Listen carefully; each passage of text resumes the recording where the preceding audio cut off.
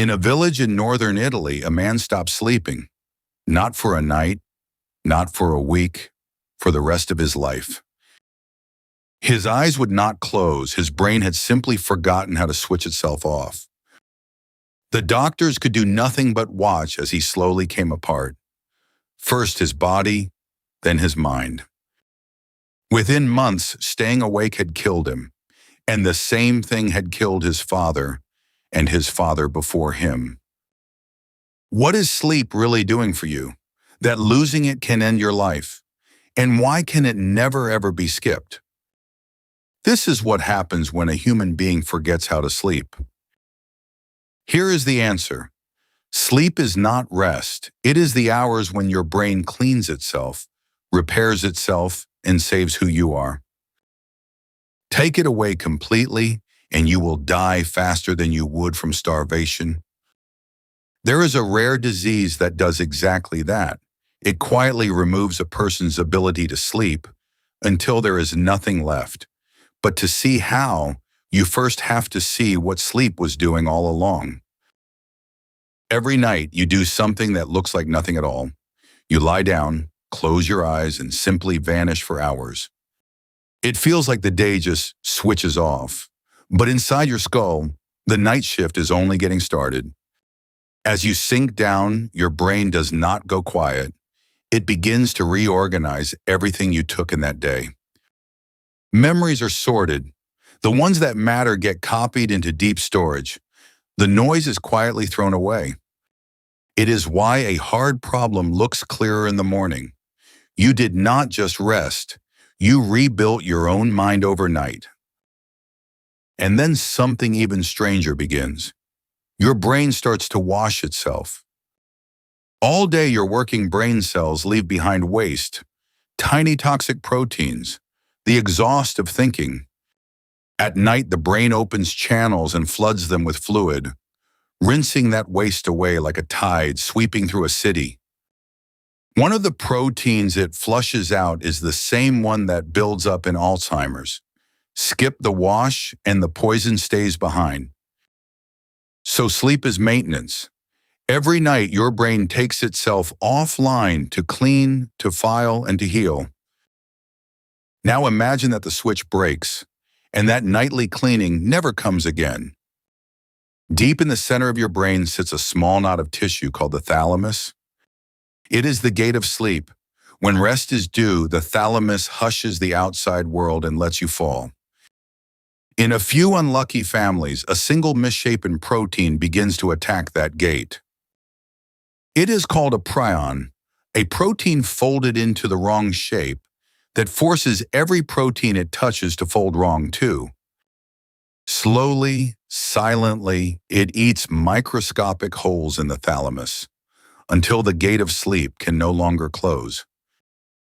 The disease it causes has a name that sounds like a contradiction: fatal familial insomnia. It runs in the blood. If a parent carries it, each child has even odds of inheriting the very same ending. In the 1980s in Italy, one man came face to face with it. History remembers him by a single name: Silvano.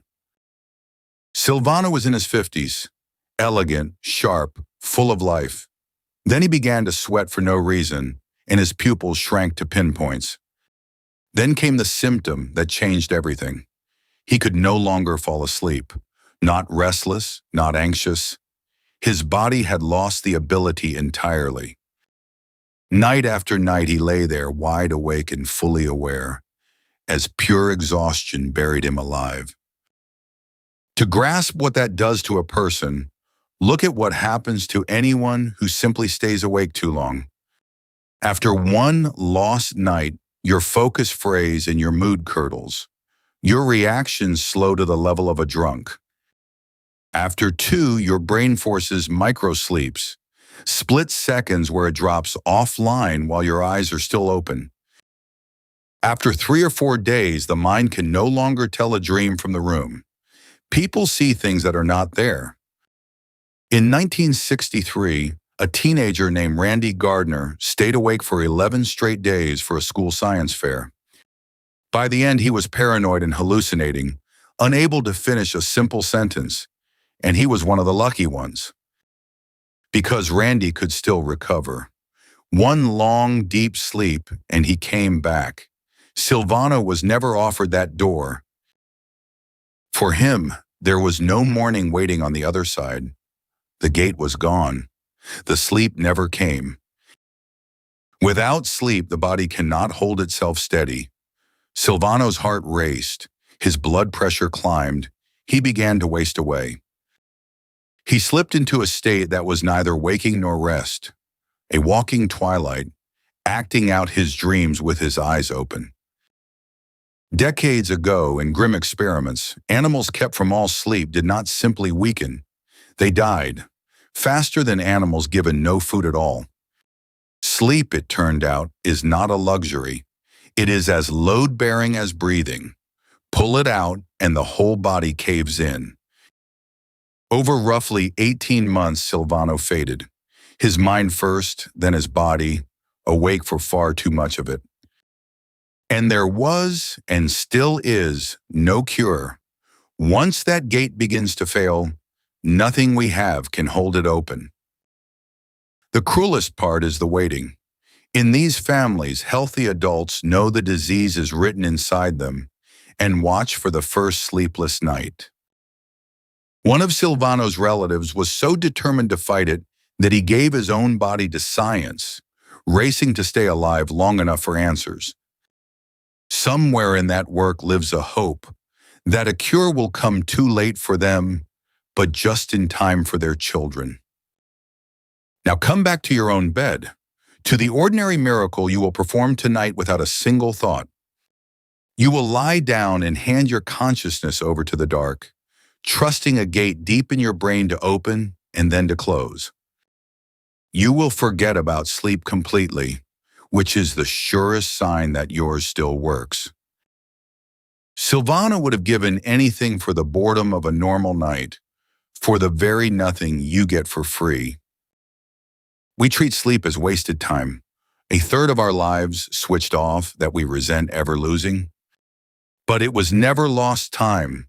It was the price of keeping your memories, your body, and yourself whole. A man in Italy forgot how to sleep, and it cost him everything. You remember how every single night without even trying. So tonight, when the day finally switches off, do not fight it. Let the gate close. That falling is not an ending. It is your brain quietly saving your life. Thanks for watching. If this deep dive made you see the world a little differently, please subscribe to the Sidro Files. And a like or a share helps the channel grow more than you'd think. I'll see you in the next one.